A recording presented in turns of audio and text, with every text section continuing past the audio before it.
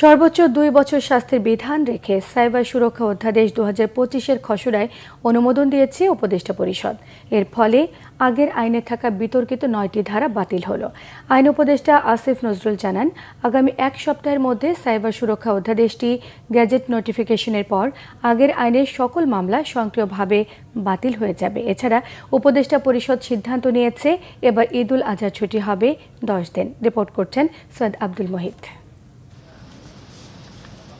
মঙ্গলবার রাজধানীর তেজগাঁওয়ে প্রধান উপদেষ্টা ডক্টর মোহাম্মদ ইউনূসের সভাপতিত্বে উপদেষ্টা পরিষদের বৈঠক হয়। সাইবার সুরক্ষা অধ্যাদেশ 2025-এর খসড়া অনুমোদন পায় বৈঠকে। এতে পুরনো সাইবার সিকিউরিটি আইনের বিতর্কিত 9টি ধারা বাতিলের সাথে থাকছে মিথ্যা মামলা করলে শাস্তির বিধানও।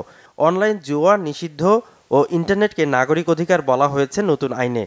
রাজধানীর ফরেন সার্ভিস একাডেমিতে ব্রিফিংয়ে আইন বিচার ও সংসদ বিষয়ক উপদেষ্টা ডক্টর আসিফ নজরুল জানান, আগামী 1 সপ্তাহের মধ্যে আইনটি কার্যকর করা হবে। দেশে প্রথমবারের মতো অনলাইন জুয়া নিষিদ্ধ করা হয়েছে। প্রথমবারের মতো সাইবার স্পেসে নারী শিশু নির্যাতন এবং যৌন হয়রানিকে শাস্তিযোগ্য অপরাধ হিসেবে স্বীকৃতি দেওয়া হয়েছে। এবং এই আগের যে আইনটা ছিল ডিজিটাল সিকিউরিটি অ্যাক্ট, সেখানকার 9টা ধারা বাতিল করা হয়েছে এবং এই 9টা ধারাই ছিল কুখ্যাত ধারা। এই ধারাগুলোতে 95% মামলা দায়ের হয়েছিল। হয়তো আপনার এই সপ্তাহের মধ্যে এটা চূড়ান্তভাবে প্রয়োগ হয়ে যাবে। তবে নারী ও ধর্মীয় উস্কানির ক্ষেত্রে আইনের শক্ত প্রয়োগ থাকবে।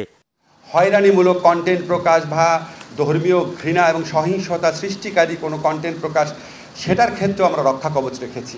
এই ধরনের মামলাও কারো বিরুদ্ধে হলে এটা আপনার আমলি আদালতে যাবে, যেই ম্যাজিস্ট্রেট এটা কগনিজেন্সি নেন সেখানে যাবে।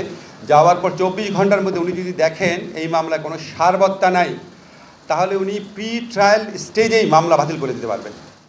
আইন উপদেষ্টা জানান, নির্বাচন কমিশনের সীমানা নির্ধারণ আইনের সংশোধন সহ দেওয়ানি মামলার দ্রুত নিষ্পত্তির জন্য আইন সংশোধন করা হয়েছে। প্রেস সচিব শফিকুল আলম জানান, ঈদুল আজহার সরকারি ছুটি 10 দিন করার সিদ্ধান্ত হয়েছে উপদেষ্টা পরিষদে। ঈদুল আজহার ছুটি হবে 10 দিন। আর এই ক্ষেত্রে ব্যাংক কোম্পানিগুলো যেহেতু তাদের ব্যাংক কোম্পানি অ্যাক্ট দিয়ে চলেন, ব্যাংক কোম্পানি তাদের মতো করে ডিক্লেয়ার করবেন, প্রাইভেট কোম্পানিগুলো তাদের মতো করে ছুটি ঘোষণা করবেন। যুবকদের কর্মসংস্থানে উদ্যোক্তা উন্নয়ন নীতিমালা 2025ও অনুমোদন পায় বৈঠকে। সৈয়দ আব্দুল মুহিত, বাংলা ভিশন, ঢাকা।